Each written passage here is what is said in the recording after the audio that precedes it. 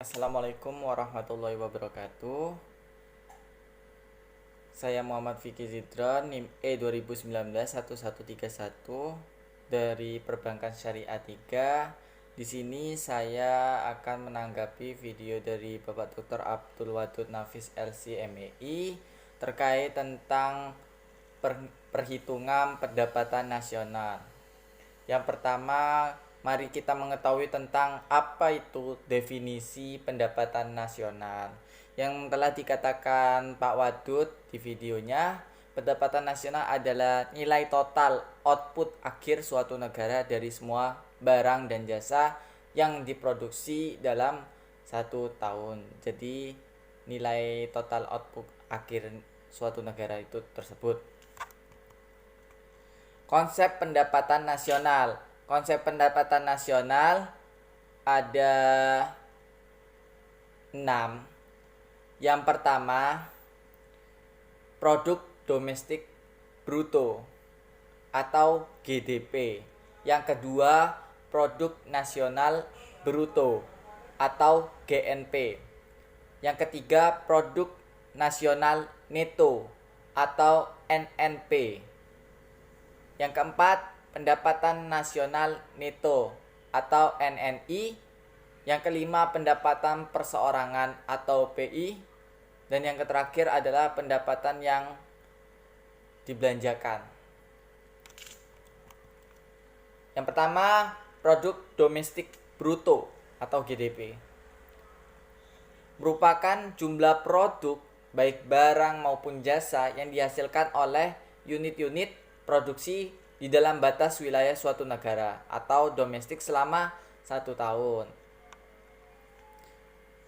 GDP memiliki rumus, yaitu GDP sama dengan pendapatan masyarakat dalam negeri ditambah pendapatan asing luar negeri. Produk nasional bruto atau GNP. Produk nasional bruto ini adalah nilai produk baik barang maupun jasa yang dihasilkan oleh penduduk suatu negara atau nasional selama 1 tahun, termasuk yang dihasilkan oleh warga negara tersebut di luar negeri. Jadi ini ada termasuknya juga ya, juga termasuk di luar negeri, warga yang di luar negeri, yang tadi tidak ya. Jadi jika ada seorang pria asal Indonesia yang menjual pakaian di Vietnam, barang atau jasa yang dihasilkan itu termasuk ke dalam GNP juga, dihitung juga ya, pendapatan warga negara Indonesia di luar negeri itu. Berikut cara menghitung GNP.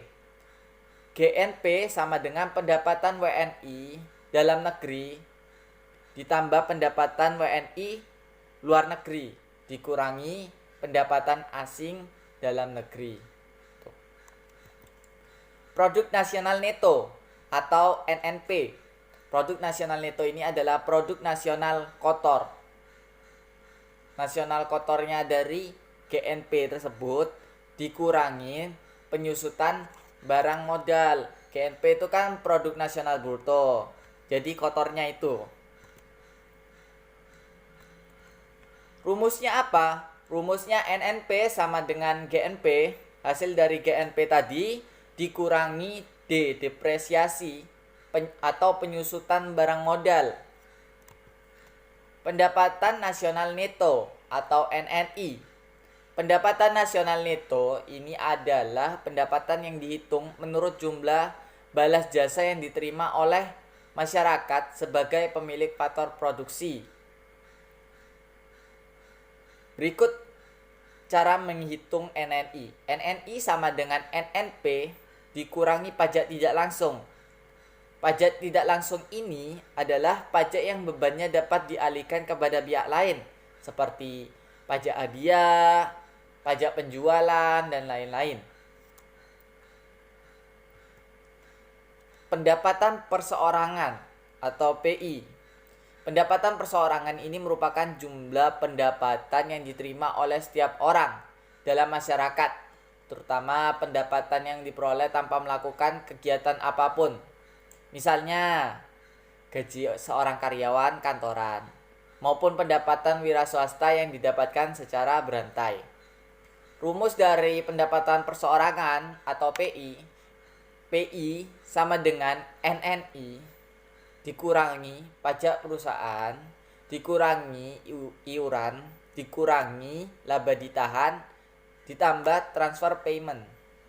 Transfer payment ini adalah penerimaan yang bukan merupakan balas jasa produksi, melainkan diambil sebagian dari pendapatan nasional tahun lalu. Jadi diambil sebagian dari pendapatan tahun lalu.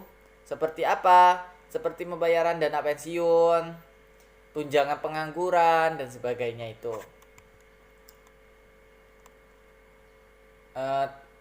Terus tentang disposable income atau DI, ya kan?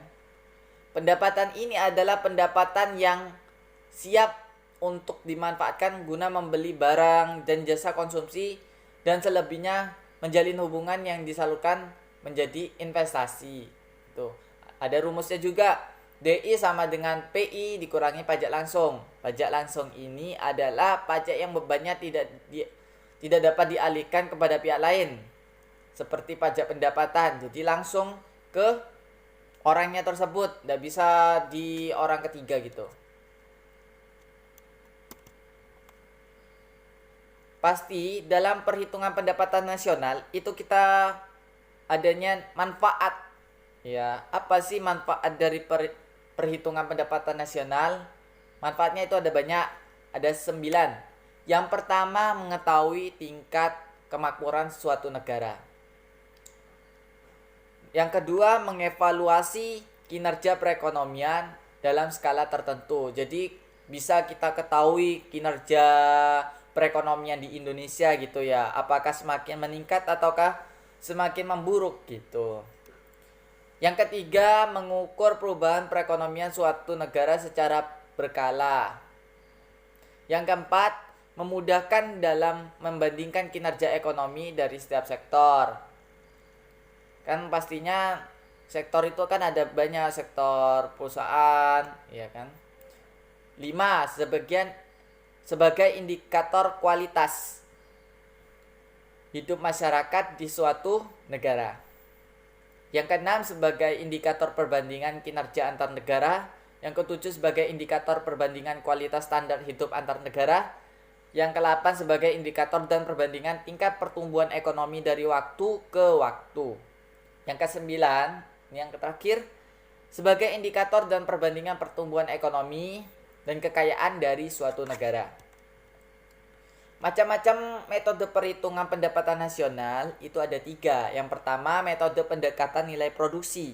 Yang kedua, metode pendekatan pendapatan. Dan yang ketiga, metode pendekatan pengeluaran. Apa sih metode pendekatan nilai produksi? Yang pertama, menjumlahkan barang atau jasa yang diproduksi oleh seluruh usaha, baik itu BUMN maupun UMKM, pada suatu negara dalam waktu setahun. Rumusnya itu sudah dijelaskan oleh Pak Wadud. Dan ya, Y sama dengan P1 kali Q1 plus P2 kali Q2 plus P3 kali Q3 dan seterusnya plus PN kali QN. Tuh ya. Sampai harga barang ke N berapa? Sampai 5 kayak gitu ya. Terus ada metode pendekatan pendapatan. Apa itu? Metode pendapatan nasional ini menghitung jumlah pendapatan dari berbagai faktor produksi yang memberi sumbangan terhadap proses produksi. Rumusnya Y sama dengan W plus R plus I plus B. Dan yang ketiga, metode pendekatan pengeluaran. Ini berjumlah semua pengeluaran dari rumah tangga, perusahaan, pemerintah, dan masyarakat. Ini berkaitan tentang pengeluaran ya. Y sama dengan C plus I plus G plus X min M. Tuh. Dan kita juga membahas tentang Islam kan. Gimana sih pendapatan nasional ini dalam perspektif ekonomi Islam gitu ya. Yang pertama, pendapatan nasional harus dapat mengukur penyebaran pendapatan individu rumah tangga. Yang kedua, pendapatan nasional harus dapat mengukur produksi di sektor pedesaan. Yang ketiga, pendapatan nasional harus dapat mengukur kesejahteraan ekonomi Islam. Dan yang keempat, perhitungan pendapatan nasional sebagai ukuran dari kesejahteraan sosial Islami melalui pendugaan